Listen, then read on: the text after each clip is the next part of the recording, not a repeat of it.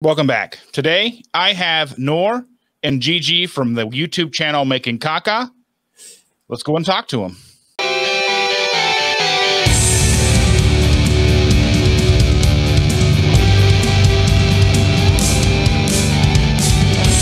Hello. Thanks so much for being here. You guys are awesome. I really appreciate it. No problem. Thank you for the invite. Oh, of course. This is the first time ever doing a podcast, so we're super excited about this. They're a lot of fun.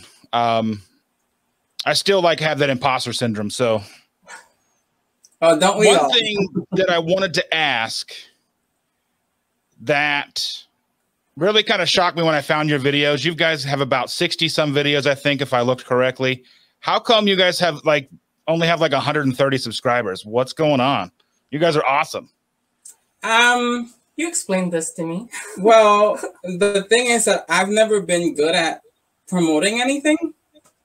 Even when I was doing my own photography stuff, I'm just not that person that knows how to do that or talk to people or be like, oh, here's my card, or I've never been good at it. So I'm sure that there's a million and one things that we could do, but I don't even know what they are. Because I've seen your videos and they're all polished and they make mine look crappy. So no, I think your videos look good. We watched some of them. I like yours, actually. Well, I appreciate I think that. it looks like a professional podcast. And actually, also you review things that I like also. But certain things that I can't even review them, unfortunately, because I'm a type 1 diabetic. So I can't review them because it would spike my blood sugar. So welcome to keto, and it was me. Well, that kind of segues into why I was going to find out why you guys were doing keto products and such. So Nour, you're a type 1 diabetic. Yeah. Okay, I wasn't aware of that. So how long have you been a type 1 diabetic? Oh God, I started when I was 15, so it's been God knows how long. So it's been. You're like, I'm ageless. Yeah, I'm ageless. You see my facelift? So yeah, but I started low carb. I read a book by Dr. Bernstein. I'm not sure. He is type 1. He's been type 1 since he's till he was 6 or 7. And wait, but how old is he now? He's 70. Oh, yeah. And he wrote a book, and I read it. And at that time, keto was popular, and everyone say high fat, low protein and low vegetable, and just do high fat. And his idea of keto is, actually low carb is just high protein, high vegetable, less fat. Because if you do high fat as a type 1, your blood sugar goes really bad. You would get really insulin, your insulin will have to spike, your sugar would spike. So I read his book and I literally followed him, and ever since then, I've been low carb, and it's been 5 years. Okay, I was gonna say. So it's been 5 years. Yeah. So since 2016, I started. That's when I started. Was 2016, but mine was because I was 420 pounds. But wait, how much weight have you lost so far on it? It fluctuates, but it's been about 150 pounds. Oh, congratulations! That's really good. Good for you. Thanks. So, do you use a continuous glucose monitor? Yes, it's right on my left leg right now. It's on my lap. Oh, sorry, on my phone, and it monitors my blood sugar all the time. I could actually show you the number right now. Actually, wait, can you see how far I am? Can you see how just get used to Nour being very random. Yeah, I don't know if you can see this, but yeah, this is very. You can't see. What does it say? 87. 87. But you see how the line is usually, it's drawn. It's like a straight line where it goes like this, and that's good. That means that my sugar is really in control. I don't know if you could see it, but you can't see it on the screen. But and the more you put it closer, it goes out of focus. Yeah. So that would be something cool you guys could do, when you're doing reviews of products that you would normally eat. You could do your before and after and how they're actually contributing to your blood sugar. Funny, the first video I ever reviewed was an item from an item called Good Goods. Remember, Gigi? The one that spiked you? And spiked me no tomorrow. And I was like this. Literally, I ate it. And after 20 minutes, I'm sitting there and then I'm I look at my number and my number keep going up. And I'm like, that's weird. So I read the back of the item, and then the item had like something that would spike my blood sugar, and I was like, "This, oh damn it!" So my first video I ever reviewed was that, and I was like, "Oh my god!" So and people were asking for updates. So for a couple of the first videos that we did, I did include in the bottom like if it did spike Nour or if it didn't spike Nour. But then I was just like, well, why don't we just say something if it does spike you? Because then, but I don't know. It's like sometimes you don't really know what people want to know and don't want to know. Like when I'm editing the videos, as you can see, like Nour and I have full conversations. And when I'm editing, I'm like, I don't know if people really want to know about this. So we'll shoot a video that's like 25 minutes long. And then I'll end up cutting it down to 5 minutes because I'm like, I mean, I get bored watching it sometimes, and I'm like, I don't want to be bored watching a video. So I will cut out sections, but then in the comments, someone will say something that literally we said while we were shooting, and I'm like, I cut it out. And now I wish I would have left it in because we said that same exact thing. We answered that same exact question. But it's just like, you never know what people actually want to know or don't want to know. So that's why. Sometimes I tell Gigi, I'm like, please keep this part. Keep this part. Because like sometimes I'm like, when we talk about certain item like this, maybe someone who as a type 1 would understand what I'm talking about, even though not a lot of type 1 do low carb, but there's a measure like over 30,000 or 40,000, but hopefully it will be higher. But like, I don't think anyone will understand, oh, my sugar spiked. I'm like, does he know what sugar spike is? Like, but this is what I mean, like, because I'm not diabetic, I'll be watching the video and I'll be like, oh God, I have no idea what's happening. Yeah. So I'll cut that out and then someone will say something and I'm like, damn it. Yeah. I wish I would have left it. But it's just like sometimes there's just no way for me to know what's important, what's not important, what people want to talk about, don't want to talk about. Because I know that some people are like, oh, ketones, like does it throw you off or what was it? And I'm like, I have no idea what that is. I don't know. Like, I don't know. See, I have a friend that's type 1 diabetic, and she pretty much eats whatever she wants. She doesn't do low carb, and she's in the hospital all the time with like ketoacidosis, which a lot of people confuse like the whole keto movement with like ketoacidosis or having any kind of ketones in your blood. Yeah. So I'm sure that you're aware of it, but just kind of for everybody else, like ketoacidosis would be like a ketone level of like 13 or 15 or something like that, where like the normal ketone person would be like 0.5 to like 3. Yeah, I've had friends like that are diabetic and don't look after anything, nothing. And they could go to the ER or whatever a bunch of times in a year and they don't care. But I understand that also because, you know, if you're sick all the time since you're little, at a certain point, some people just kind of just give up. You know, and they're just like, oh, forget it. I don't want a life so controlled and to do this and do that. So I get where they're coming from, but at the same time, I'm like, well, if you don't want to die young, you should do certain things, you know? You should look after yourself. Yeah, I mean, she'll end up in the hospital with like sugars of like 800. Yeah. 800. Terrifying. Really bad. I hope maybe after listening to your podcast, maybe she'll do it and she'll learn something. She'll thank you later, Dustin. I hope. I mean, she's younger than me. Yeah, I don't know. To be honest, it's very hard. Where you have to control it to the point, and if you don't have like peers where you can't talk to, it's gonna be hard to do. Like, yeah, you have to have supportive people around you, because if you have a friend that's just like that knows you're not supposed to be eating certain things, and you tell them, hey, I'm not supposed to be eating certain things, but then they just watch you and don't say anything to you, I don't think that's good necessarily. You need friends that are supportive. Oh, for sure. I mean, that's why, you know, this kind of thing is so important to me personally.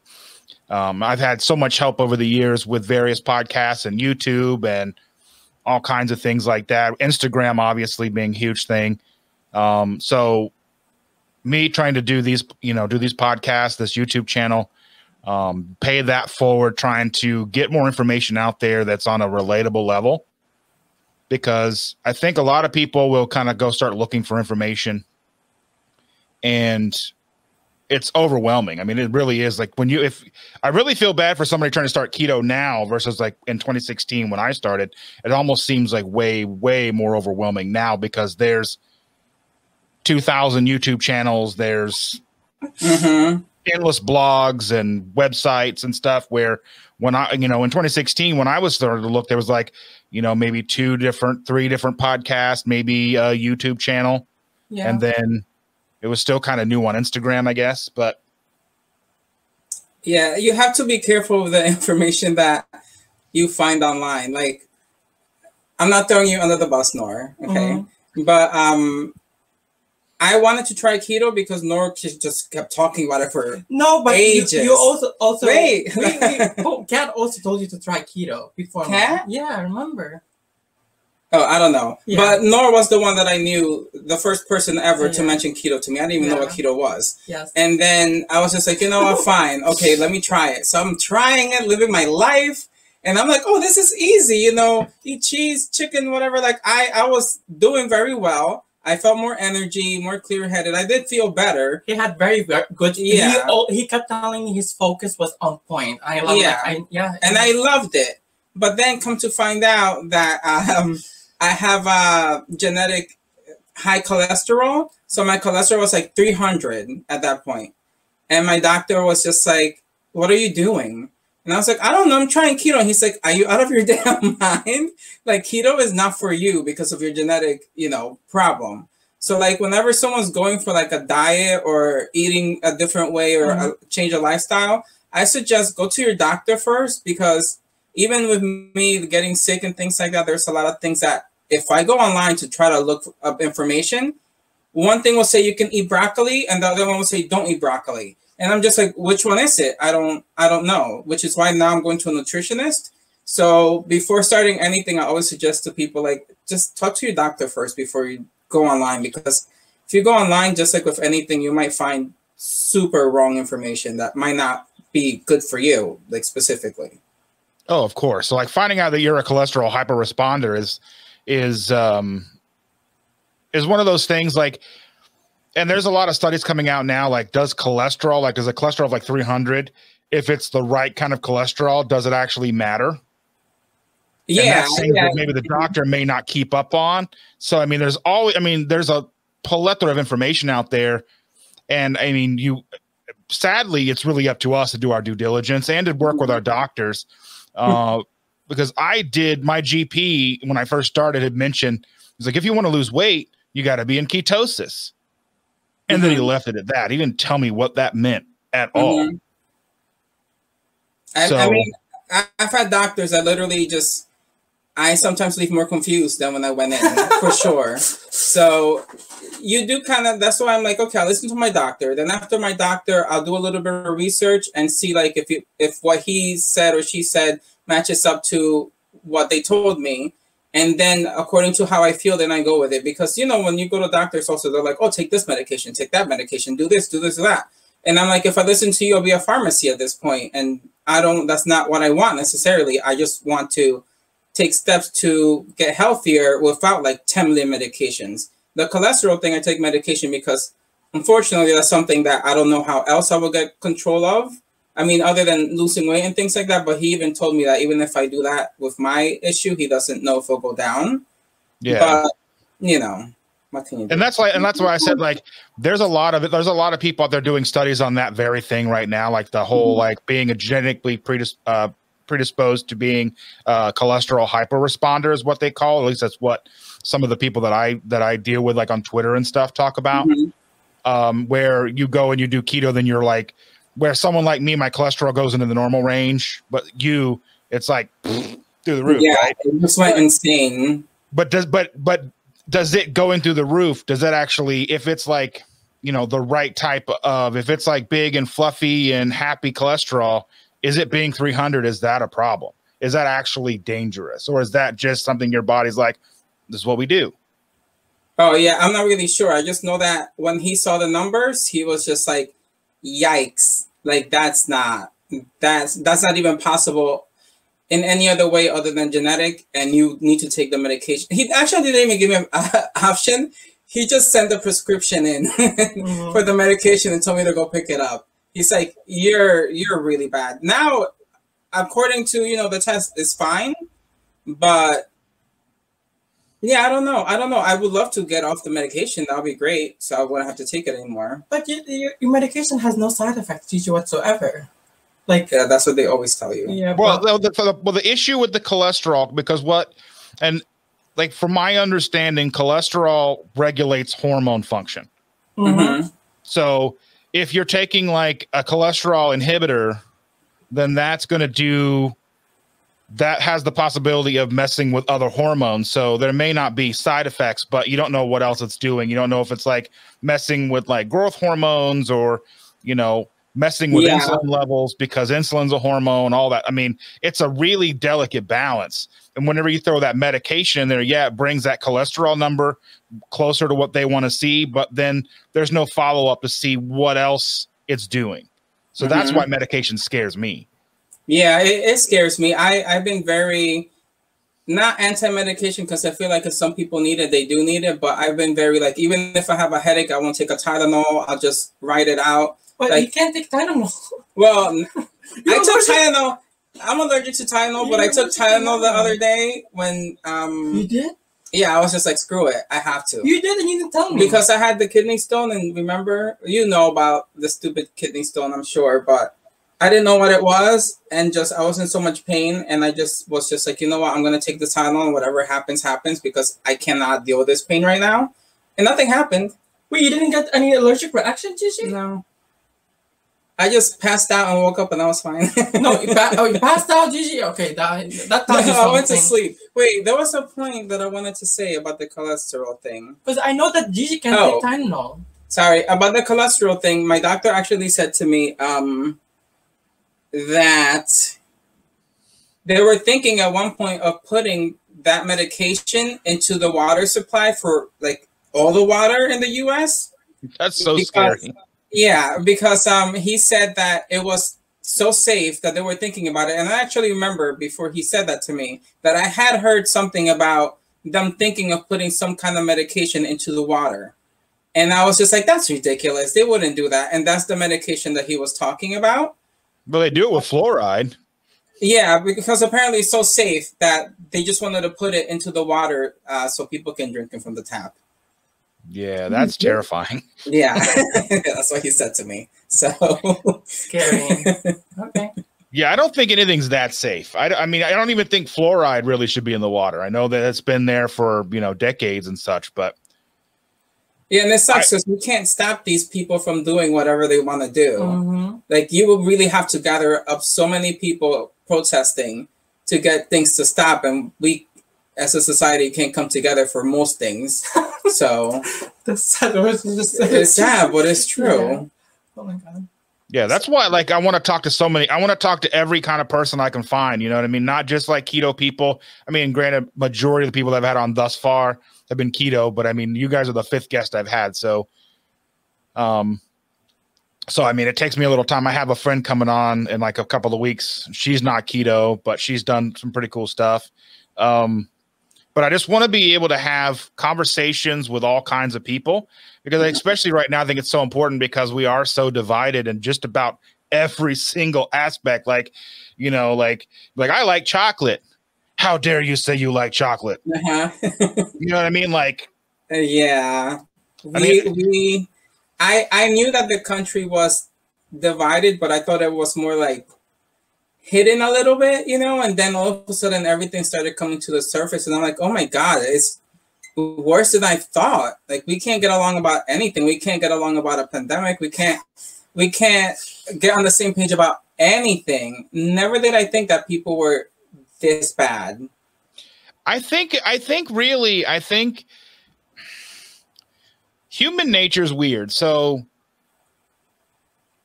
I don't think that we are as hateful as we seem on the surface.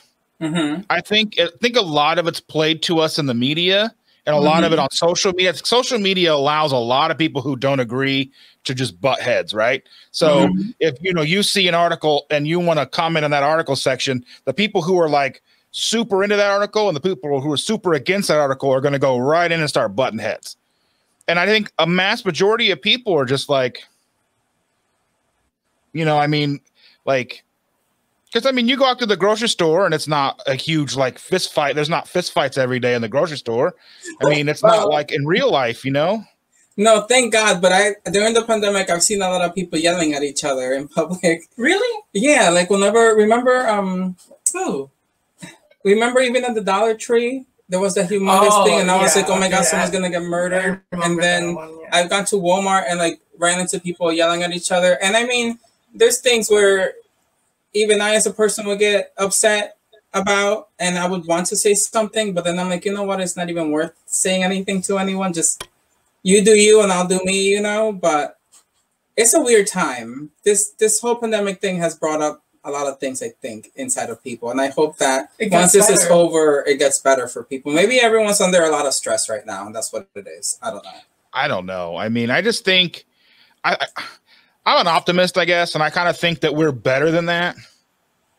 I hope. I mean, I sometimes notice that when I speak, I sound more negative than what I want to come across.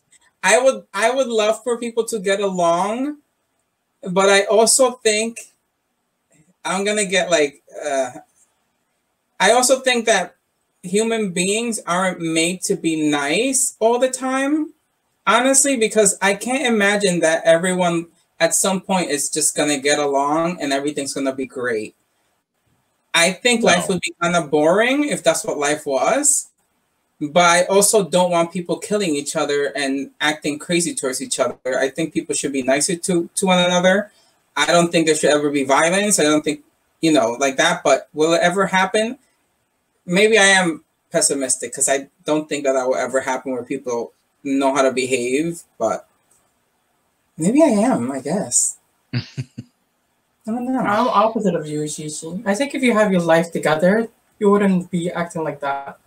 These people who are always like acting like this are like don't have their life together, or just angry for no reason, or they have anger. No, I think people are angry for reasons. Well, their reasons sometimes could be minimum, or could be something that they're just fanatics. You never know what they are. I mean, it really starts, I think, with the with education. It starts at the the personal level. I mean, like our parents, education, society, and I think as humans, I think we forget that we're really not designed to be in groups bigger than like 150. And then we live in cities of millions. Yeah.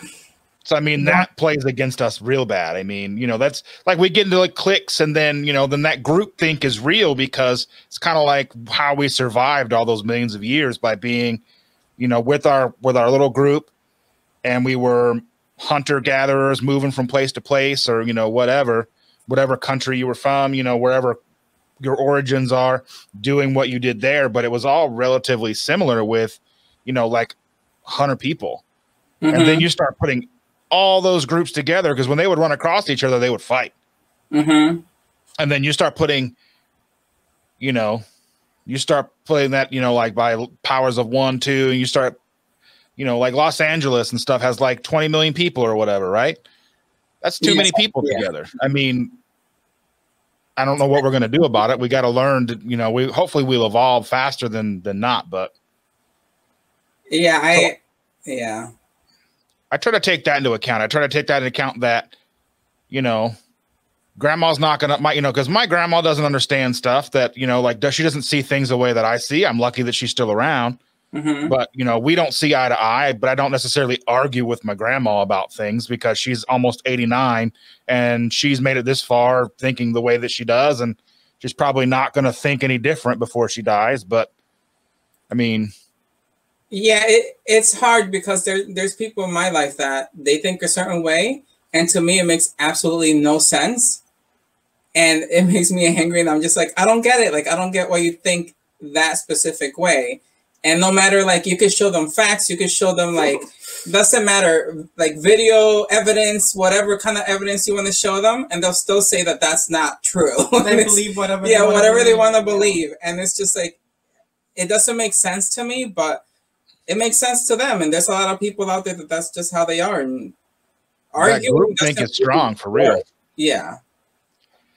I want to kind of circle back around to your kidney stone, because I had one that it came upon like super fast, like within like a couple of hours. Oh, wow. And I had no idea what it was. I'd never had one before. And the pain was just ridiculous. So whenever anybody has one, I'm just like, I really feel for you, because that stuff's terrible, right? And then I went, I passed that one. And then a couple of years later, I had those same symptoms again. So I started going to see like a urologist, and they did the whole camera, and yeah, that's terrible too. But I started using, a friend of mine started telling me about using like lime water, or like putting lemon juice in your water and stuff. So I started using the lime packets. And I buy them. Yeah, I remember you told me that. Yeah, I put that on. I think I put that on your little video, I think is what it was on YouTube. Yeah. It really helped me out a lot. It took like a week or two, but that really does help. And then when they did the camera, they did the ultrasound on me, and then they also did like a CT scan where they put me in a little tube tunnel thing. And then when they did that, they said I had like loads and loads of little tiny ones in my kidneys and stuff. So I just keep drinking the lime juice.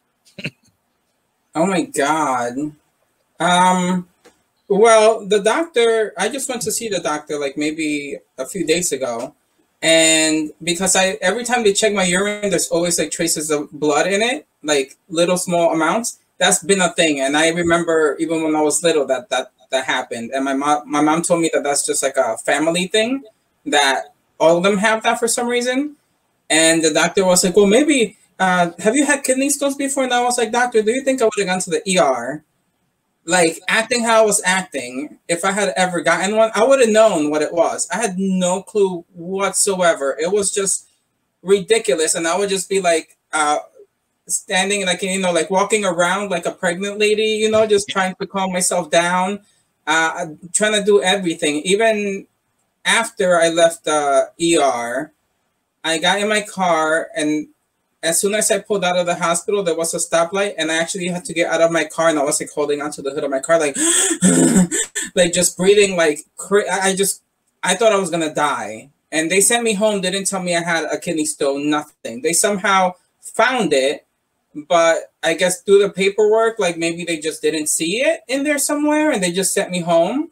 And then I was sleeping on the floor for a week, because that's the only way I could sleep. Because if I slept on the mattress would kind of push against my stomach and make the pain worse. And I figured that when I sleep on the floor, it's very solid. It's not going to move.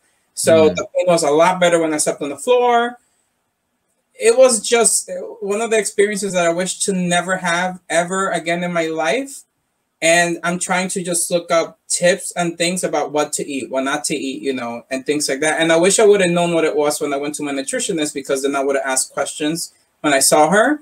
But at that time, I thought it was IBS, because that's what the ER people told me. But would not recommend, like, ever. No. Oh man, I just remember like trying to I would lay down, and I would like try to get comfortable, and it wouldn't work. I'd sit up, I'd lay down, I'd walk. I would like, you know, sit on the toilet, anything I can do. I'm like, because I didn't like know what it was. And then my wife gets home, and she's an RN, and she's like, you got a kidney stone. Yeah. So she had my brother take me out to the ER. Like, it made sense to me that that's what it would be, because it was like on this side, on my right side, and it was just really intense. And it just didn't feel like my stomach, anything related to my stomach. But I never like going to the doctor or the emergency room trying to guess what it is, because I don't want to insult anyone, because their job is to figure out what it is, you know? Yeah, it was just awful. And I've heard about how awful it is, and it's probably worse than what people have said to me. My friend, when she heard about it, she's like, that sounds like you were pregnant. And even my doctor said that apparently the pains are similar to when you're pregnant. And I feel so bad for anyone that's pregnant, because if that's what it is, yikes, that's a lot. That's a lot. And you say you have like a sensitivity or an allergy to acetaminophen? Like that's Tylenol? I did. I would take it, and then like right here on my cheek, I would just get like a little bubble that would grow. And then that was it. Nothing else happened to me. And every time I would take it, the same thing would happen. So then I tried Advil, and the same thing would happen. Just like a little tiny bubble that would just grow here. My cheek would like swell up a tiny little bit. And I was just afraid that one day it might get worse because I used to have a dog, and I used to get little bubbles from playing with him, like on my skin before, like little hives, but like not much, like maybe like 2 or 3 on my arm. And then one day it was head to toe covered, and it was just horrifying to me. So then when I saw that little bubble here from the Tylenol, I was just like, I'm not going to do that because it could get worse, just like it did with my dog. Like, I don't know how allergies work necessarily. And I was like, I'm not going to try it. But then the other day, I got one that was just white. It didn't have a coating or anything on it. And I took it and I was fine. It could be the coating you're allergic to then. Mm-hmm. Yeah, I think it's the coating. Because if you took Advil isn't the same as Tylenol. So it's a different active ingredient. So, and if it was a covered, then it's probably whatever they're using to cover the pill then. Yeah, and when I was sick with COVID, I was taking NyQuil, and I was fine. So it has to be the cover, like the cover on it. Because I was thinking, like, if they didn't give you anything for your pain when you were at the hospital, because when I left, they gave me hydrocodone. Oh, they gave me one medication. They gave me like one pill. Because at first I told them I didn't want anything. I just wanted to figure out what it was, and I didn't want them thinking. Because sometimes I feel like when you go in there and you're like, oh, I'm in pain, sometimes they make me feel like I'm trying to like get drugs from them, you know? And I'm like, no, I'm going to prove my point. It's not about drugs. It's that I'm in freaking pain, you know? So like I tell them no. But towards the end, when the guy said like, oh, we're just going to send you home, it must be IBS. I was like, so what am I supposed to do about the pain? Because this hurts, and you guys are telling me it's just IBS. What am I supposed to do?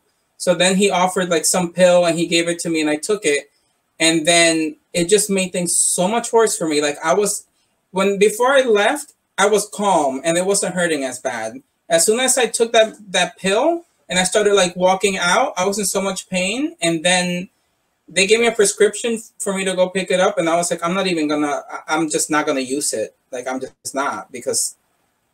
And it wasn't going to even be the correct pill for me anyway. It was like for my stomach. So.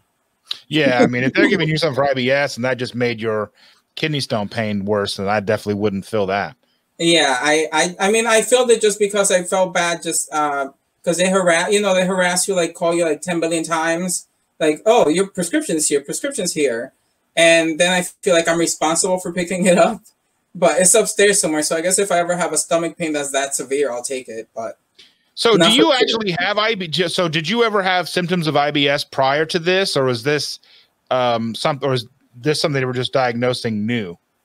When I was younger, I would have issues with IBS, but I didn't know at the time what those things were. Like, I don't know how much I don't wanna gross people out, but. It's not like I never had like, oh, severe diarrhea or, oh, I was so gassy and, you know, whatever. I never had those things. But like I had bleeding. I'm sure can imagine from where. And certain little things, when I ate certain things, I wouldn't feel so great. But it was never that bad. And then when I got sick with COVID, I'm still kind of not clear on the timeline because I think I got food poisoning and COVID at the same time. But when that happened, my stomach was just not the same whatsoever. So that's when they did a colonoscopy and did all that stuff. And they were like trying to rule things out. Something activated a bacteria in my stomach called like H. pylori. I don't know the actual name of it right now, but H stands for something, but I can't think of it right now. And they gave me medication for it. And that got rid of it because that bacteria apparently can cause cancer and a whole bunch of really scary things like leukemia. And I was just like, whoa, please, if this can work. And he said there was an 85% chance. So I took it and then it killed it, thank God. And then things started being a little more normal. But because they checked all the boxes of things and that's the only thing that's left, they have the category of IBS, and that's where they throw everything. Because if I chew gum, Nour has offered me gum before, I get severely like just like I want to throw up. Like I can't. And I used to chew gum all the time as a child, and there was never a problem. Really? But I thought there was a problem. No, when I was little, no. Like I love gum. And then one time I just started chewing gum and I couldn't handle it. And I was just like, what's happening? And every single time I chew gum, I would just feel terrible. So I stopped chewing gum. Then apple juice. If I drink apple juice, I get very sick. Like I can't do apple juice. So then now, when you were doing keto before your doctor told you to stop, did you find that there was any relief, or was there any benefits for that for you? I didn't during the keto thing. I didn't feel any sickness, anything. I felt very clear-headed. Like I said, I felt pretty damn good. I felt like I was doing something good. I mean, in my head, I was like, maybe I'm eating too much cheese and, maybe taking too much advantage of the whole keto thing. Like I was eating a lot of things like that. Maybe I shouldn't eat as much of, but I felt better. I felt clearer. Yeah, I felt better, but when the doctor said that, a lot of people where they do like a total elimination diet, where they have like those symptoms like the IBS or the ulcerative colitis, or all the things that are in that kind of neighborhood, where they'll do like a total elimination diet where they'll just eat like beef and salt. So water, eat beef, salt, and then they get their symptoms to go away. Then they can kind of add things in, and they can add one new thing like a week or whatever to see what's causing, their flare up. And some people they'll just put pepper on their steak, and then it's like, yeah. No, my nutritionist was just like, you can eat these things, and if they make you feel a certain way, just write it down in a diary, and just stop eating it. So she's given me the permission to go ahead and test things out, but I'm nervous because I've had so many issues since COVID, and I don't know. I'm just very nervous about a lot of things right now. Like I used to just eat whatever, anything, and didn't really matter, and now I'm just like, I don't know. What if things go back to me feeling super terrible? Like I don't want to trigger anything, especially because when I first got sick, I was eating a lot of vegetables, and that was not helping me whatsoever. And I thought vegetables were good for me, but at that point they were not good for me. Now I can eat certain vegetables, but there's certain vegetables that I can eat now and I don't digest them. So it's like something's up in my stomach for sure.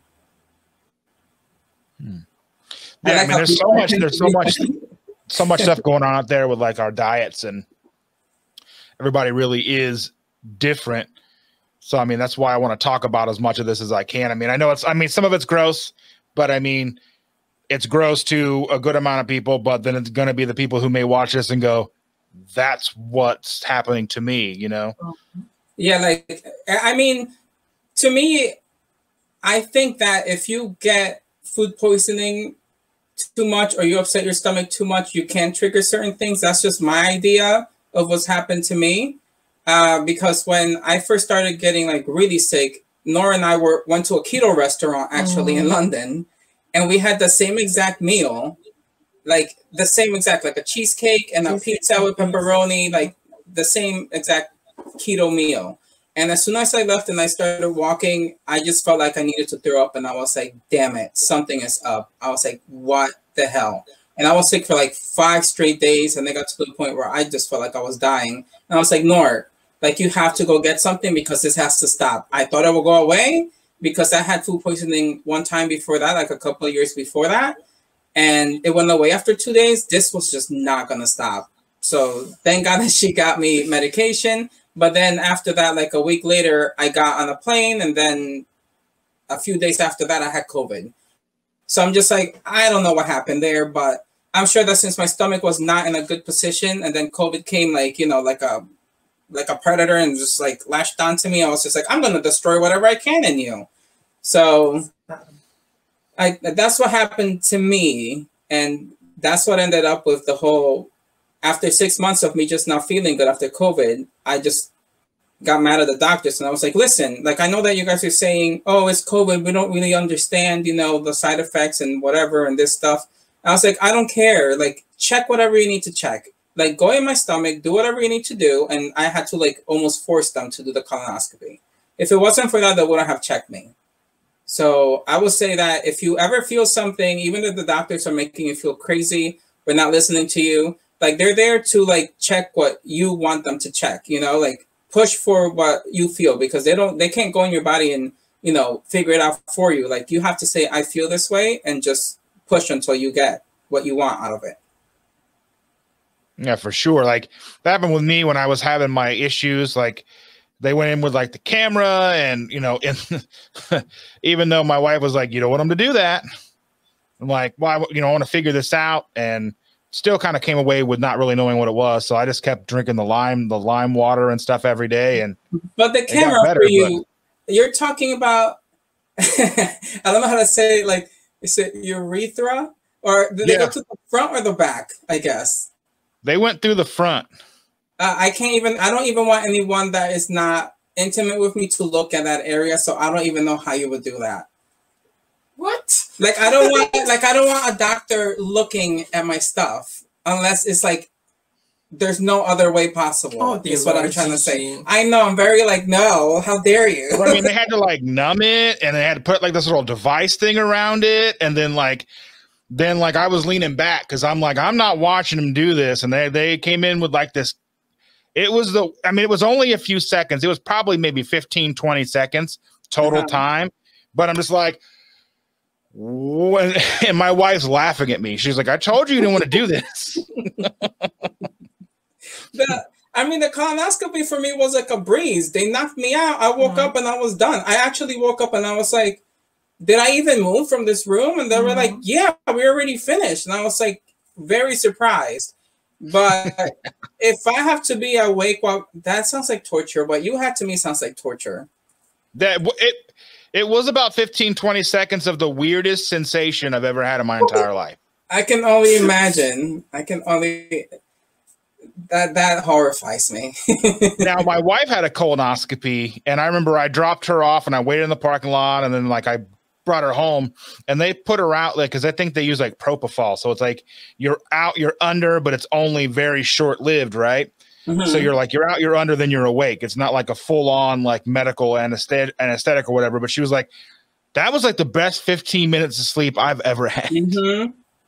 Yeah, one time they knocked me out to take down my tonsils. And when I woke up, that was probably the best sleep I've ever had in my life.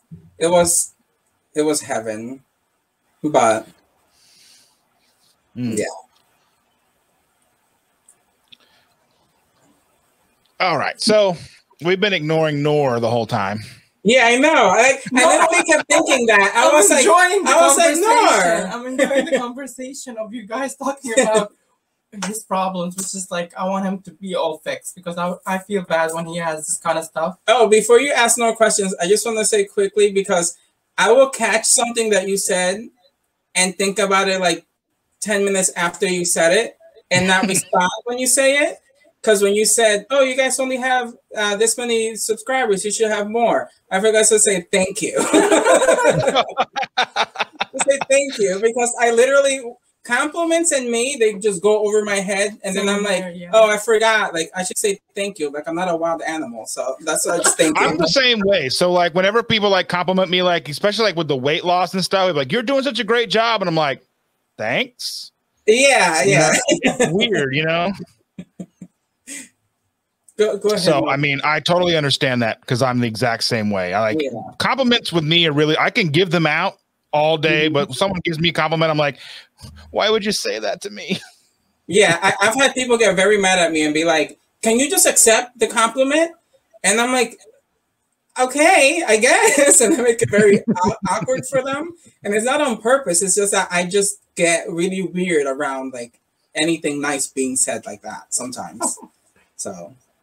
Yeah, when I found your videos, I was like, I think with your videos, there's kind of like a learning curve, because I'm like, I wasn't sure, are you guys trying to be funny? Are you guys trying to be serious? I was like, am I going to understand this? What's going on? I was like, oh, there's keto people. They're doing keto reviews. This is awesome. And then there was like all the weird, like camera zooms and stuff. And it was hilarious to me. Yeah, and then you guys are like talking shit to each other. Yeah, that's like Nour and I are actually even worse off camera. Oh yeah. Than we are when we're shooting the videos, because we try to censor ourselves, because if it was like, if you got to see us how we really behave, you'll be worried about us. You'll be like thinking like there's two clowns in the room. Yeah, because I'm always like, I literally will just send me making noises on the phone. Yeah. Like I'll be like, hey, and then like literally that's all I do for like, I'll send her like 10 messages in a day, and it's just me making noises. That's all it is. It's not even a conversation. It's just me to be like, I'm alive. So I just make weird noises to her, or we talk really nasty and disgusting. So what you're seeing in the videos is actually how we behave, but it's actually toned down from what we behave like. Like 99% toned down. Yeah, and then the Zooms is just me during editing, because I'm just like, I want to make this fun to watch, you know? So when Nour makes a face and I'm just like, oh my God, what is that face? Or like I make a face, I zoom in close so that you really see it, you know?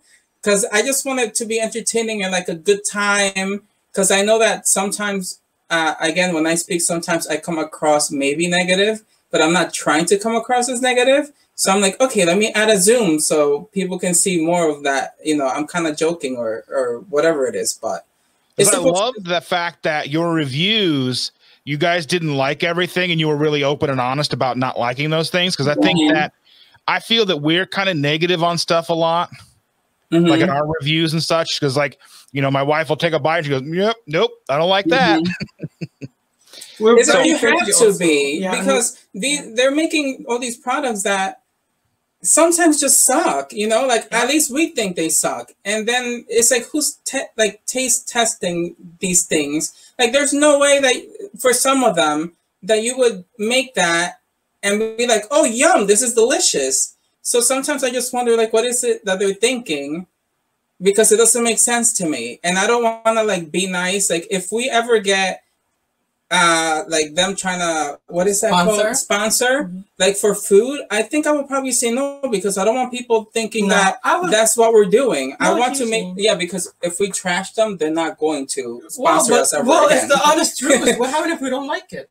And that's what I'm saying. I would never, you can never buy me saying that I like something when I actually hate it. No. Like, it's just not going to happen. They're going to tell you to write, like, they're going to tell you, like, after you sign a contract where you say, oh, if you don't like it, just say you don't like it. That's it. I'm sure. Yeah, but knowing me, I'll probably be like, it's gross. I'm going to give it a 2.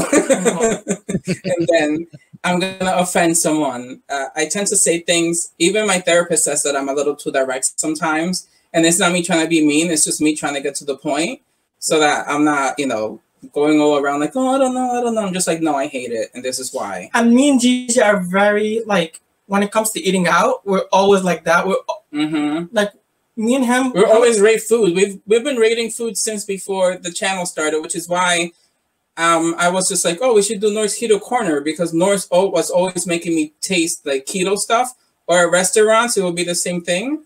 And I'll be like, we're already doing this, and I'm not doing anything. There's a pandemic going on. Neither of us really just at home doing nothing. So, and I bought all this equipment for photography, and then I was like, let's just start a YouTube channel. You know, like, let's do something with it, because I think it's fun to review food. And Nour's always reviewing things, like always telling me how much she hates something. Yeah, I was like, nope. I'm good. Nope, I hate this. I'm very picky when it comes to keto stuff, unfortunately. Very picky. Like, way She's very picky about food in general.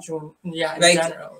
Here in New Jersey, we can name like 1 or 2 restaurants that we like, and the rest we've gone to, and we don't like a lot of them. That's how picky we are. So yeah, we're real picky like that too. So like if we're going out to eat with a keto focus, right? Like if we're going out with the intention of getting keto food, I mean, where we live, we live in central Indiana, like the Indianapolis area, kind of like more towards like Brownsburg is like the town we kind of live in.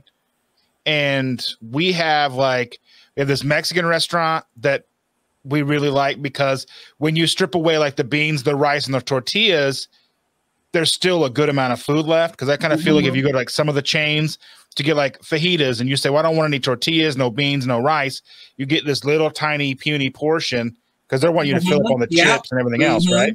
Yeah. So, I know that very well. So they come out with this huge portion. It's like $15, and I'm like, cool. So we go there. There's a pizza place that sells keto pizza keto breadsticks, keto sandwiches, soups, cookies, and stuff. So that's actually, I think, and my understanding is like save their business. Because we never ever ate there before they started offering keto food. So now we go there, and then we go to B-Dubs on Tuesday nights because it's like half price wings. Oh yeah. Have you ever been to B-Dubs? I don't think we did. We have like B-Dubs in New Jersey or New York area. Buffalo Wild Wings. Oh, Buffalo Wild Wings. Oh, yeah. Sorry, I was like, what is B-Dubs? No, it's fine. It took me 2 seconds because I'm like, I know that. I'm cool. And then I was like, yeah, that's what it is. And one of the main reasons we like to go there over some of the other wing places, well, they do like the Tuesday night half price wings, but they cook their wings in beef tallow. Yeah, beef tallow. I have a question. What sauce do you use when you go hot wings? Well, I get mine like naked. Okay. And then I get like whatever I want. I like Caribbean jerk, but it's a little sweet. Okay. So I mean, it's got a lot of. It's like I think it's like 10 or 15 grams of sugar for like the little cup they bring out. Okay. But I can eat 20 wings and not even use the whole cup. Okay. So I figure if I'm having a whole meal and I'm having less than like 20 carbs with that whole meal, right? Then it's not that big of a deal. But if they go and put it on there, then I'm getting who knows how much. Oh Exactly, yeah. So that's what, and I mean, like their normal buffalo is like 1 or 2 carbs, but it's okay. But all like the downside of their sauces is they all use like soybean oil and stuff. Unfortunately, yeah. Yeah. I mean, hopefully that shifts along the way, but I mean, there's a long way to go because not using soybean oil is expensive. So, Yep. So, I mean, it's like I would rather have the sugar over the soybean oil. So, like going with like Caribbean jerk or something like that. But I mean, every once in a while, I'll have like the blazing sauce or whatever. But you can control how much you have. Okay. Oh, now that you discovered what is that Sweet Baby Ray's? Yeah. You can take it there and dip your stuff in it. The Sweet Baby Ray's, we've tried all the G Hughes stuff. Oh yeah. And there's a new one I found the other day.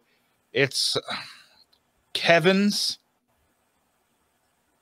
So we got Ray, we got Kevin. I never heard of that. Yeah, the G Hughes one I tasted one time because Nour was like taste it. Like people talk about it so much and it has such high reviews and it was won awards and I was like, okay. It says there's a review on it. It's literally when you look at the container, it says read great reviews. And I'm like, this okay. And I tried it once and I threw it in the garbage. No, I tried to see like this.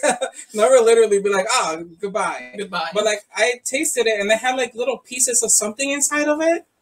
And I still can't remember what it is, like chili or peppers, or I don't know what the heck it was inside of it. But mine had like little pieces of things inside, and it tasted very watery. And yeah, they were a little watery. Yeah, and I was just like, what is this? I'm used to like barbecue sauce being thicker and richer, and this is just like watery. I don't know what this is. So when Nour had me try the Sweet Baby Ray's, I was just so surprised because they're so good, and they taste just like the regular ones. Like they're really good. Yeah, so we were excited to find those because we were at Sweet Baby Ray's house before we went keto. So finding the barbecue sauce, because like obviously like G Hughes was kind of first on the market, so we would buy that. Now we just buy the Sweet Baby Ray's now. So same here, and it's cheaper, and it's because if you get some of those like $4 or $5 a bottle. Yep, that's very true. Yeah. So what? You said there was a keto restaurant in London? Yep. There's a keto restaurant in London. Oh, I should have contacted them and been like, I got super sick from your food. But you eat something in the morning, Gigi. No, literally, like whenever I've had food poisoning, I eat something right away. Then not very long, 30 minutes, something like that. Okay. I already know what's happening, especially when I feel like I have to throw up the food. I already know what's happening. I wonder why you got food, but we literally ate the same thing. And the pizza came out at the same time. The cheesecake came out at the same time. Some stuff came out a little bit later than some. Yeah, I don't remember that.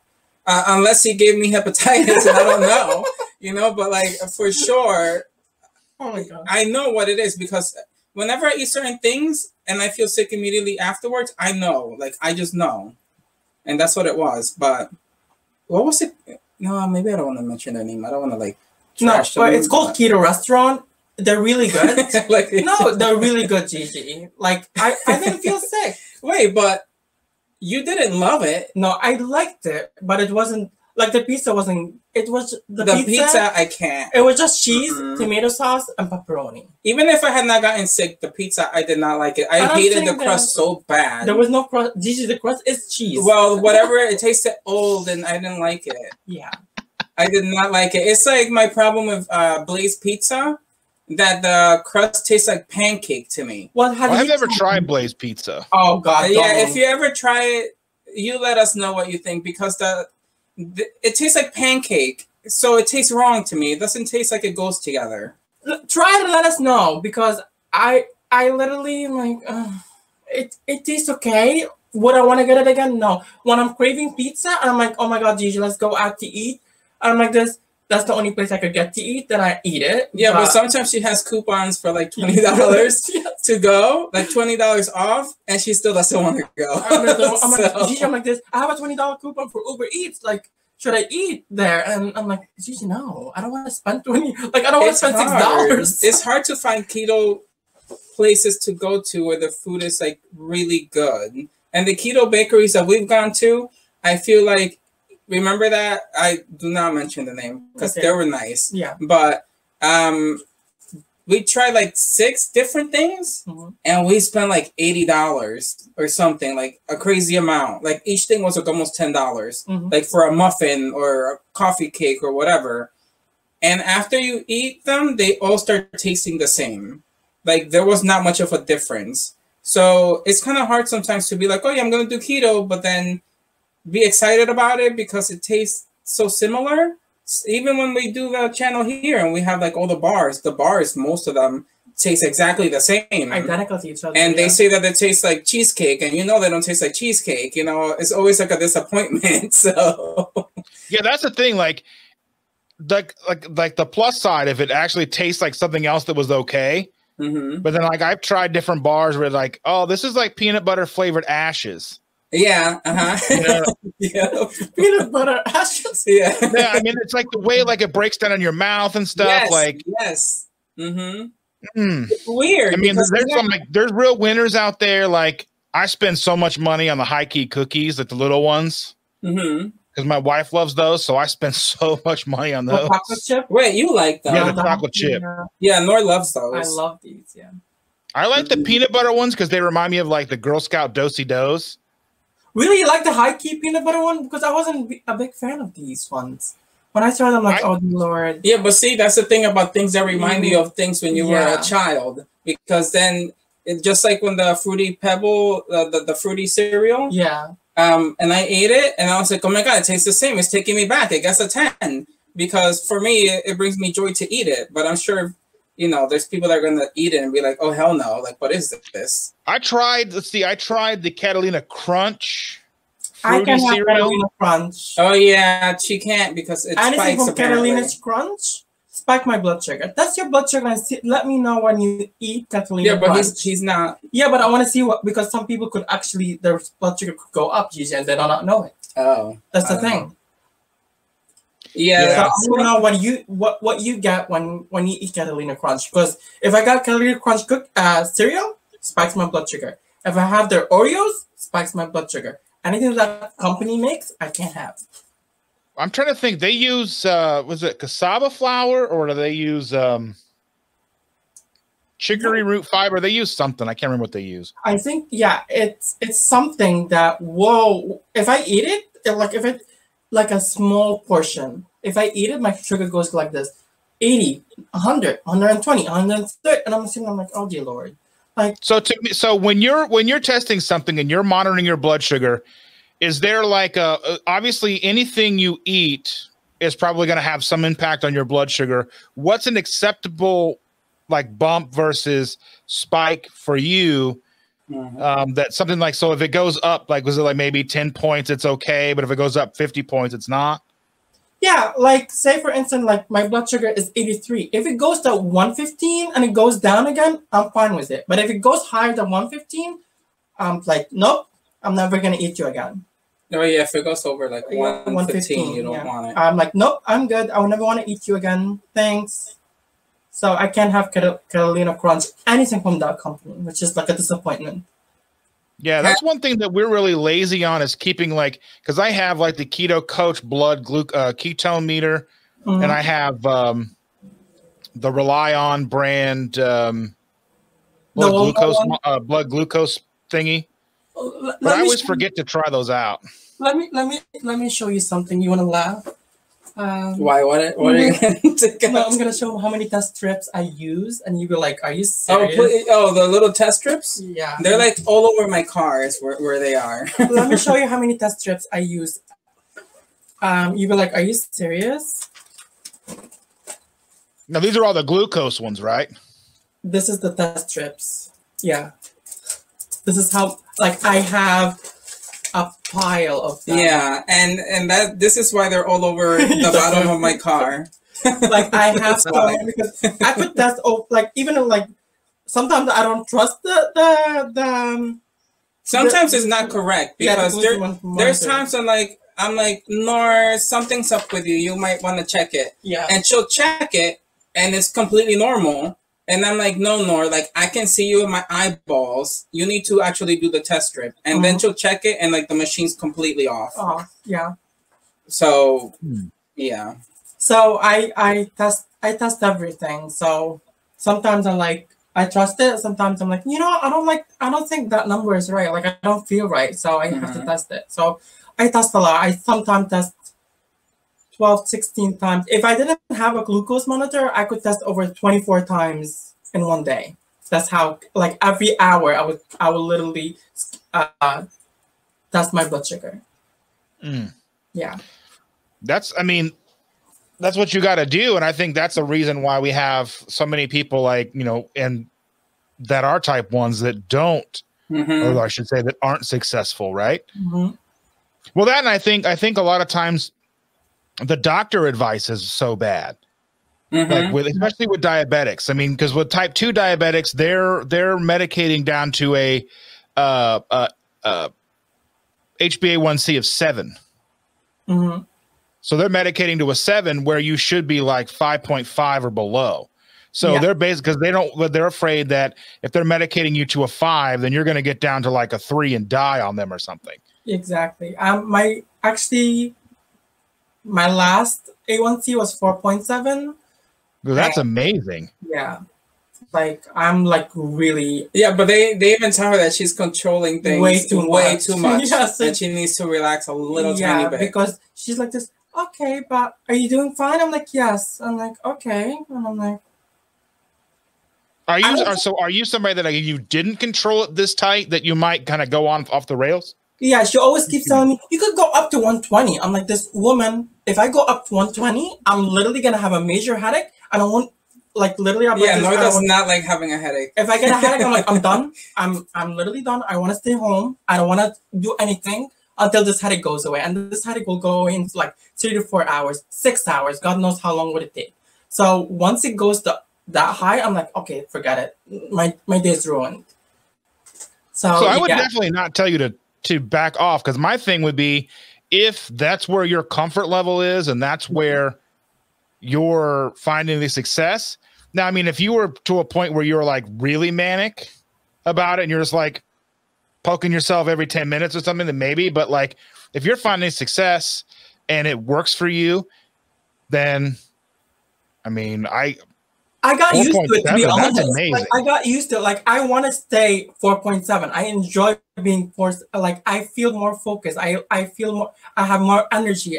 Like, this is what I like about being on that A1C number. Like, without it, I can't say anything because she's been very good. Yeah.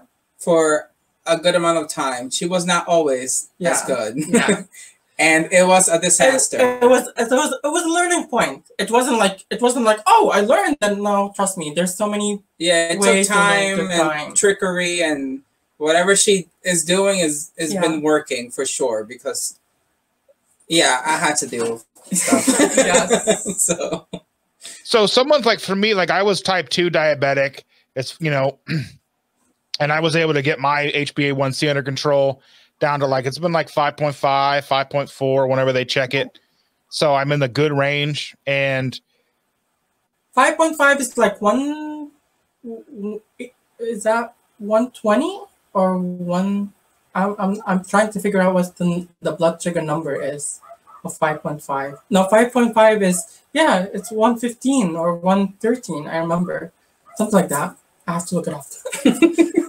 yeah, I don't know what all that means. I mean, I haven't looked that deep into it, but like, I know that, I mean, there was you know, when I was in my 400 pounds and like my legs hurt all the time, like, like there was like throbbing in my legs and like I had a lot of problems and I had like sleep apnea really bad. I still use a CPAP machine to sleep. So there was a lot of problems that came with being that big and that kind of like insulin resistance. So I think even, you know, being like, I think 5.5, I would like to be like 5 even, I guess. But I mean, I'm not as strict as I would like to be.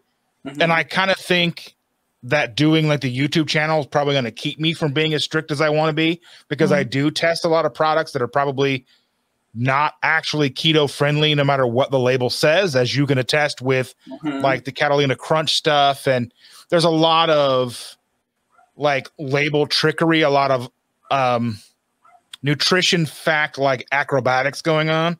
Well, they'll say, yeah, this is 3 net carbs, but realistically it's probably 30 carbs. Yeah, like Nour went to a place that's actually called low carb, like a store called Low Carb, and the lady doesn't even know what they're putting in it because it spiked Nour, and then she found out it was like what, maltitol? No, it probably is maltitol. Oh no, wait, no. She said it was apple juice. Apple juice, yeah. She was using apple juice. Yeah. And it's just like, how can you're putting people in danger. What are you doing? Like, you can't be doing that. And she asked Nour for information about it. When it's like her store and she should know what is going into her ingredients that she's baking. She told me, can you send me all the products that doesn't spike you? Yeah. I'm like, woman. Like, that's not how that works. It's like your store. You should know better, because she was like, for a discount, we can have a good talk. But she didn't even want to refund her for the muffins that were spiking her. So I literally went back. I'm like, this refund me for the muffins, because you did not know what you're selling. That's messed up. Yeah, so I imagine like even big companies are just like, oh, it's keto because it meets these standards, but they're not thinking about other standards that they should think about also. Yeah, and I think. Yeah, I'm sorry. Go ahead. Well, no worries. Yeah, I think if they fit, like the people have this whole idea, well, it fits in my macros, it's got to be okay. Like, because have you ever gone shopping to like Home Goods and places like that? Yeah, for keto things. Yeah. Oh yeah, we go to there. We go to Marshall's, TJ Maxx, Burlington, wherever. They always have like little pockets of like random things in there. And Gigi always looks at me like I'm staring like this. And I'm always like, no, this is keto. And then Nour like looks at it and she's like, maltitol. So she's like, don't buy that. Like it has this, it has that. But it says keto on it. Yeah, it'll say keto creamer and then it's got coconut sugar in it. Yeah. Literally it'll say coconut sugar. And I remember I posted a picture of that before I started doing this channel or anything. I posted a picture in like a Facebook group. We're like, well, if it fits your macros. Yeah. No. It shouldn't have keto if it has sugar on it, or coconut sugar. Yeah. Yeah. Because I mean, I'm sure that you've all like tried to help somebody get started, and they're like, well, what about this? Well, what can I have? Grapefruit? Can I have, or what about what about agave? No, it's all sugar. Even I asked that though, because I think the other day when I was making my cake idea, I was like, because I don't know what agave is. So I was like, what about agave? And I was like, are you crazy? Because I didn't know. And then somebody said allulose. Yeah. And then I was like, okay, I'll try that. But it's just like, it is kind of a learning curve, because we've had friends that are like, oh yeah, I'm on the keto diet. and then they tell you what they ate, and like I think both of us are like, that's not keto. Yeah. But if they think it's keto, then I guess it's good, you know? Yeah. But I don't know. It's like you really have to do your research, and you kind of have to go based on what your body needs, and you know, just do that. But there's a lot of bad information out there for sure, and labels lie. You know, like a lot of things. A lot of these people just completely lie to you. Mm-hmm. And I don't necessarily think they're like. I don't necessarily think they're actually lying. And I don't necessarily think it's misinformation. I think there's just such a push to get something out that has the keto name on it that they're cutting corners in a way that they're not doing their research. Yes, yeah, that. Yep. And I mean, yeah, and I imagine there's probably enough of these companies out here that are maybe like crappy and they are like kind of deceiving, because I'll look at all these like candies, like there's one of the ads I've been seeing a lot is for this new like no sugar cotton candy. Oh yeah, I've seen all the flavors. But then all you got to see is like the fine print says may cause, you know, like may cause like diuretic effect, or may cause, you know, like a laxative effect, and I'm like, it's got maltitol in it. Oh, that's no, like, thanks. Remember that chocolate from Sweden? Wasn't it? Yeah, white chocolate. Oh, it was so good, and it was keto. But they literally say if you eat more than 4 little blocks, you're gonna get diarrhea. And I was like, that can't be true. 4 little blocks are so small. It's 100% true. I can attest to that. It is like the sugar-free gummy bears from Amazon. Yeah, and I'm like, why would you eat that? I mean, I guess if you need a laxative, then sure, but that's not fun to eat. Like, you shouldn't make stuff that's gonna make you sick like that. It doesn't make sense to me. But that's how, like, when you go to the candy aisle and you go to the sugar-free section, you've got like all the major brands make sugar-free candy. You've got like Hershey and Werther's and like I can't think of the other brands, but there's just so many, like all the major candy brands all have their tiny little overpriced bag of candy that's sugar-free, and it's all maltitol syrup or whatever. Yeah. And then even you'll see like the Russell Stover's new like chocolate bars. Yeah. That was stevia. Well, still got maltitol in it. Maltitol, very smart. Yeah. Very deceiving also. Yeah. They all have it. Even when we went to London, we were looking at the back of the sugar-free candies. All of them were the same exact as here. Maltitol. They said the same exact thing on them. Because maltitol is very cheap to use usually. So they're like, oh, it's cheap. They really make more money. To me, it's like I wouldn't mind if I were keto paying like an extra $1, you know, for candy or whatever, if you guys would get rid of that. You know, like just get rid of it. And I would pay a little bit more. I would think a lot of people would pay a little bit more so that they have more options. But if that's the option, like, who's going to eat it? I don't know who's eating it. My wife still gets the Russell Stover, like toffee, the chocolate covered toffee. Every once in a while, she goes, I know what it's going to do to me. Yeah, yeah. Like, well, yeah. I'm like, no, thanks. Like, you can still eat it, but it's just like, they should really think about that. They should just make a better option. Charge a little bit more. I mean, okay, not everyone's going to have the money, just like that cereal that we did, that's $10 a box. Like, I mean, that's insane, you know, but it was the best cereal from all of them, Jesus. But it's like, if it's like between the other one and that one, I would get chicken. I was craving cereal that bad. I would get chicken, Jesus. Well, that's not the choice. But if I was craving cereal that bad, then I guess I would pay for the one that I like better, because I can't stand the other ones. Yeah. But they should not be charging $10 for a box of cereal either. That's ridiculous. Because if you have children and you want to feed them cereal and that's like the healthy option for them, that's crazy. Like, literally, I got the cereal. I'm like, it's great. I'm like, would I buy it again? I'm like, maybe after 3 years, when I'm craving it again. Like, I'm not going to spend $10 on cereal. Like, I'd rather eat eggs in the morning than eat a bowl of cereal. Yeah. Yeah, I mean, that's the downside. Like, I kind of figure that I have the excuse that I'm making videos and I can, you know, go and spend the $9-10 for the bag of cereal or the box of cereal or the cookies or whatever I order online, or like the Rebel ice cream sandwiches. Thankfully now Walmart's carrying those and they're $1 cheaper than they were Wait, before. they are? Because we have not seen them. Nope. We traveled so many supermarkets for that damn sandwich, Rebel sandwich. It's ridiculous. His side of the area where he lives, every single Walmart has the Rebel sandwiches. We didn't have them anywhere in the East Coast. We drove an hour. In the East Coast, they don't have them. To a supermarket that said they had it, and they didn't even have it. Yeah. Like, so a trick with Walmarts, I don't know like where you guys are in New Jersey, if you have a bunch of Walmarts or not, but if you use the Walmart app, you can drill down to individual stores and it will tell you if it's in stock or not. Yeah, it's just that they don't have that option here in this area for that, which is weird. We're like right by New York, and literally we can go to one Walmart, is 15 minutes away. The next Walmart from there is 5 minutes away, and the other one, if we feel like hitting that one up, it's like 10 minutes away.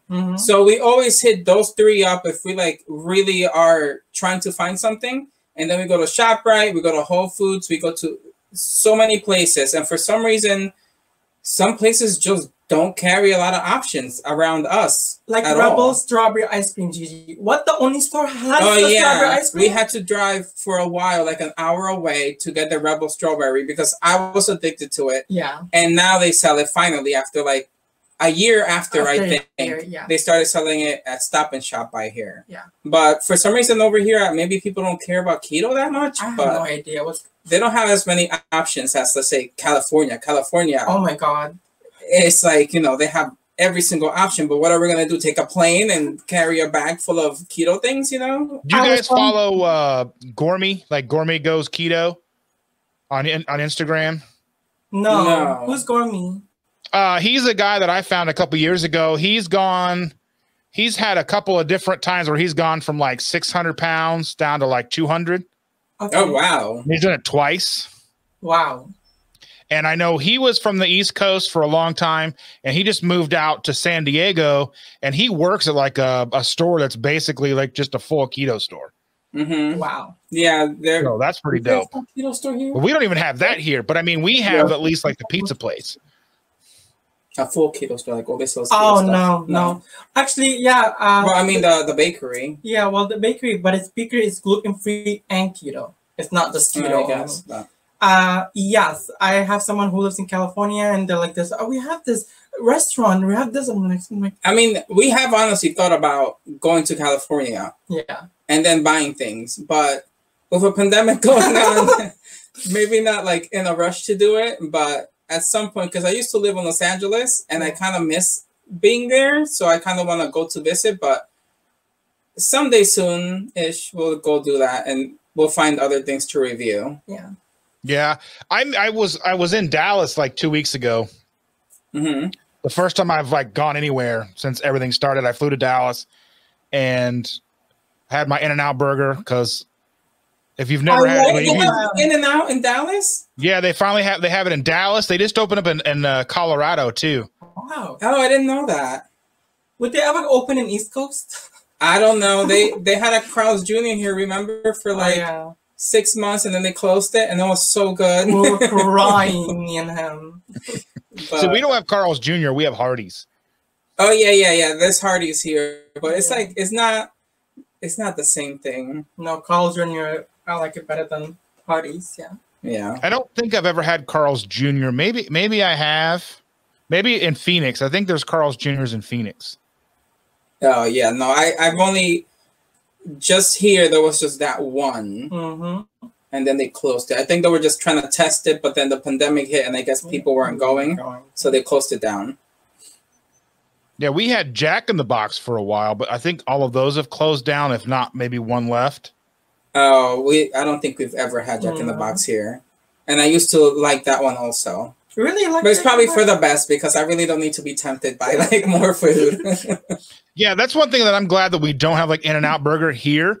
I mean, like the closest one's 1,000 miles away in Dallas because I went and I got 2 4x4s. Oh God, like protein style. So I'm sitting there like just a disgusting mess eating those and enjoy it.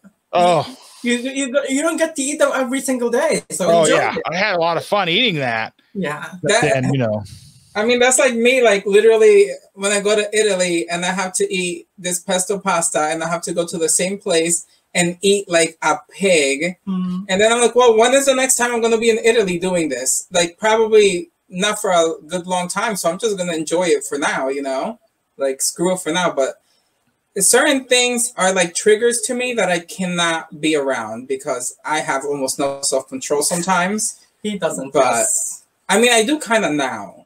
Well, that's good. But you're learning. Yeah, but it took me almost 40 years to learn. So, yeah, I have a lot of those weird food triggers too. Like, I like keeping the keto ice creams in the house, like the keto tortillas or like the low carb tortillas.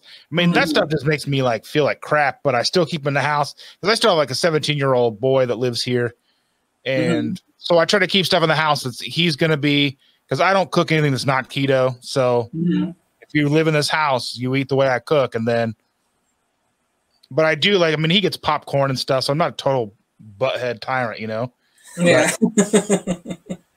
But I mean, if the food is free, you eat what it is. If you want something else, then you go find something else. Well, I mean, and like he goes to his sister's on the weekends and they go to like taco trucks and do whatever and get when he eats whatever he wants. And so it's not like, if he goes and hangs out with his dad or whatever, he gets whatever he wants. So it's not like he's deprived. It's just, I mean, he eats good here. We have steak and burgers and bacon and chicken. I mean, it's like we eat real food here. And then whenever I make something for a video, wherever we buy something to taste for the video, he gets in on that too.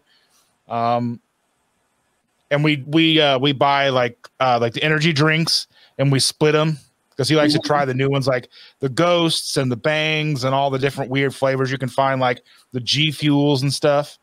Oh, we never reviewed the Mountain Dew. Yeah, I would never want to review that. Thank you. Yeah, Nour sometimes tries things and she just dislikes it so much that she doesn't want to buy it again and try it on the channel. So. Which Mountain Dew did you try? The new one, the watermelon? Oh, that was not, I didn't like that. I think I did like just an Instagram story about that. Yeah. A lot of people are like, oh my God, it's so good. And I'm like, okay, let me try it. I'm like, the shark one though is really good. I've got it over here. Like, it's called Frost or something like that. And it's got a shark on it. That's really good. I don't know about that one, but I'll look it up for sure. And now there's one that I haven't seen a zero version of it, but it's like red, white, and dew. What? It's supposed to be like all like the 3 flavors mixed together. Oh, I've seen the regular sugar one, but I haven't seen a zero one. Did they have it on the website that they're making a zero one? I haven't checked. I never thought to look. What was the other one? Wasn't there like a mango one? They have a Coca-Cola Mango, and now they have. Wait, did you find it? The Pepsi Mango is good. I've got a 12-pack in the garage. Really? Okay, I haven't tried that one, but I'm sure we tried the one in London, and then you liked it, so I'm sure it kind of tastes similar. I also want to try the Coca-Cola coffee one, zero coffee. I haven't found those.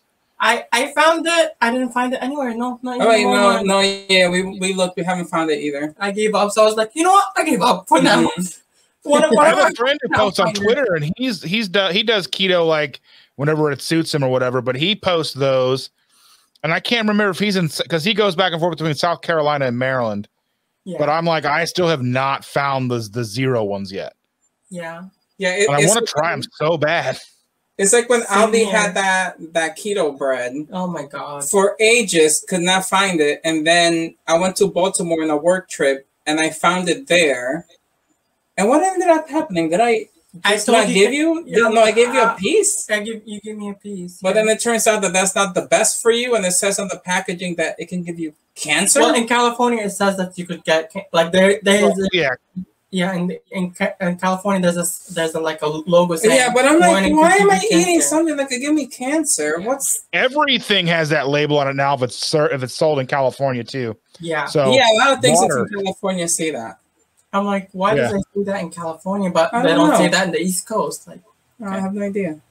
Well, because California is weird. Yeah, I don't know what research it is that they're doing For them to say but that. when I see that, like even my sandals say can give you cancer. What would you sandal could give you? Because the chemicals inside, I guess, can go into your skin and your bloodstream Lord. and give you cancer. Wear socks usually when you're wearing the sandals. No, what's the point of wearing socks and sandals? Like that's not the point of me wearing sandals. Yeah. So yeah, So, I don't know. if you find the coffee ones, let me know. But I mean, we're about as far removed as we can be, me being in the Midwest and you guys being on the East Coast. I need to come out to, I've never been to New York. My wife's been in New York a bunch of times. I've never been out anywhere like that. I mean, the far east as I've been is Pittsburgh, I think. Oh yeah, Pennsylvania? Okay. I went to Pittsburgh one time. But New York is like once you live in this area, you kind of maybe don't appreciate it as much because we've seen it all the time. Like I used to live in New York and I don't know. But then again, I'm not a person that likes crowds and things like that. I do. So once I moved to New Jersey, I was like, oh my God, I'm home. Like I live in a house and, you know, I'm not locked up in my apartment and stuff like that. Like it's like a different type of freedom. But to go and visit, I think every single person I've ever taken to visit is so amazed by all of it. Like they think it's so really great. Gigi, well, the people I have taken, I don't know about you. My friend from Egypt like this. Oh, we love LA, but New York, they're so rude. They're so mean. Oh, well, people. But I love the area. I love how you guys have everything there. But it was just like, I'm like, okay. I think people are rude everywhere. I don't think it's just New York. I don't think I've had that many terrible experiences in New York. You know, just. I mean, Chicago's the same way. We're like 3 hours from Chicago.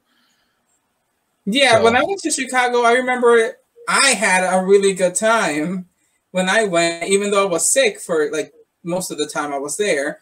But everyone seemed nice. And then all I hear about Chicago and where I was is just like, oh, there's so much crime. I'm surprised you didn't get killed, blah, blah, blah. And you hear negative things. But then when I went, I was just like, oh, they dyed the water like blue and it's so pretty and whatever. Like, I didn't feel like I was in danger. So I don't know. It just depends on how, you know, how you experience. It depends on where you visit. Like if you go to Chicago and you're like on the Miracle Mile, it's not the same as being on the far south side. Oh, yeah. I'm sure that there's just places you wouldn't want to go to, you know, like same in New York. There's places I wouldn't want to go to. Yeah. But I mean, New York is worth visiting, I would say. I wouldn't say it's boring. I don't think you would be bored if you visited. I would totally be like super tourist. I almost said terrorist. Yeah, that would go well. Tourist. I'm always very touristy when I go places. I'm like, I want to see all the stuff I've seen on TV. Oh yeah. Then you need at least 2 weeks or a week to go around and visit all of them for sure. Mm-hmm. Yeah, and you'll love it. I'm sure you'll love it. I don't know. I look forward to going out there eventually. Like I said, my wife's been like all over. She's been to Europe and stuff. And, you know, I've done a lot of traveling in the United States, but not as much as. So I've traveled more in the U.S. than she has, and she's been abroad more than me. So. Okay. Have you ever been to London or anywhere? No. Okay. I never thought because of my life and how it was going that I would ever even be able to afford to travel outside of the U.S. You know, especially not to London. And then, like I said, I don't like crowds and things like that. Like, I really do have PTSD, so crowds and me are not like best friends most of the time. But when I went, I just fell in love, and I wish I could move there. Like, that's the one place that I visited so far that I really loved. And actually, Germany, also, the people in Germany were so nice. And I didn't even want to go to Germany because I don't have like that craving to travel everywhere. But when I went to Germany, it was so much fun. People there are so much fun and so nice. So even if you think you don't necessarily want to go somewhere, sometimes it's worth going just to see. And try it. Yeah, and try it out before judging something because I definitely would have been wrong about it. Yeah. I'm always wanting to go places. I want to go to Italy and Spain and Sweden and Norway, and I want to go to all that. I want to go everywhere. It's a matter of money and time. So maybe if this YouTube thing takes off and I have money and time, then I can go. Yeah, I hope it takes off for all of us. Yes. Yeah, that's why. I mean, like, I found you, and I was like, you guys are awesome. You're funny. You guys have like a same dynamic. I like my wife and I, where you guys are like snarky and funny, and I think not super serious, and you are honest about the products, and you know, well, that's crap. I give that a 3. You know, so it seems like so often you see so many like channels and such where they're like, well, this is the best thing I've ever tasted. You go and buy, you're like, what? Oh, I lost them. Oh wait, happened? we just refreshed. Yeah, I got you back. All right, no worries. But yeah, that's true. Like sometimes I watch reviews on anything, and I'm just like, why? Because some people do want to put like a more positive spin, and I understand why. Because sometimes when you say something, people can get very offended by what you're saying, and then they like hate you or think you're like a terrible person. So you don't want to offend anyone. But then at the same time, you also don't want to change your personality just because someone's not going to like you. So for me, it's like, I'd rather someone just doesn't like me because of me. Like they just don't like my personality. That's fine. But I'm not going to pretend just to have as many people like me as possible, because then I'm going to be unhappy when I'm doing this. And the point of me doing this is to like be happy and enjoy what I'm doing. And if I'm not enjoying it, then what's the point? Then I'd rather just not do it. But like, exactly. Yeah, but like doing YouTube brings down like a lot of fears that if you grow a bigger channel, then you're welcoming really bad things, you know, also along with it. But it's just like, as long as you're just yourself, you try not to be like a bad person, which I already tried doing that, you know, like I don't want to be a bad person. And you feel like you're, I don't know, just putting like positive vibes out there, then that's all you can do. And if people just want to be negative, they're going to be negative no matter what. You should take the good and the bad with it. Yeah, you just have to take the good and the bad. I mean, there's people that are just not going to like you, no matter if you're like a saint, pretty much. People are still going to be like, oh, well, I don't like that, you know, that saint like wears all white and has like a bright light. Like that light is so bright. Like I don't, you know, that angel is really annoying, you know, like people will find something to complain about. Yeah. So it's just like, just do you, you know, who cares? Well, I really appreciate you guys being on. We're about an hour and a half now. Okay. Oh, yeah. So if you want to go ahead and tell everybody where they can find all of your fun stuff, your YouTube channel and your social media. At Making Caca on Instagram. We don't post that much on there. I mean, we do, but it's just usually like, oh, hi, we just posted a video on YouTube, or sometimes behind the scenes things. So if they were to follow something, I would say just go on YouTube at Making Caca, because that's where we do most of our stuff. Pretty much. I love the name. They didn't hit me for a while, and I was just like, oh, they're making shit.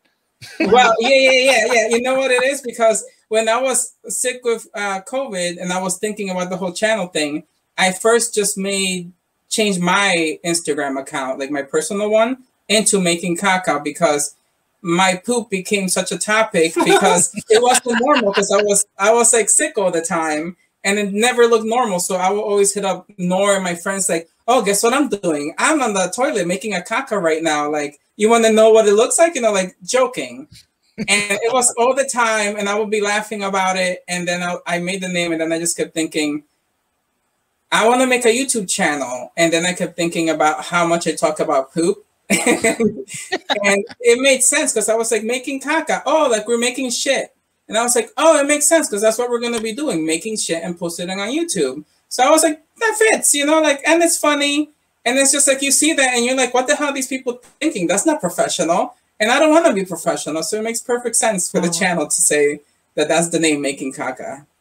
Yeah. I just want to have fun. I saw you guys have coffee mugs now. Those are awesome. Oh, yeah.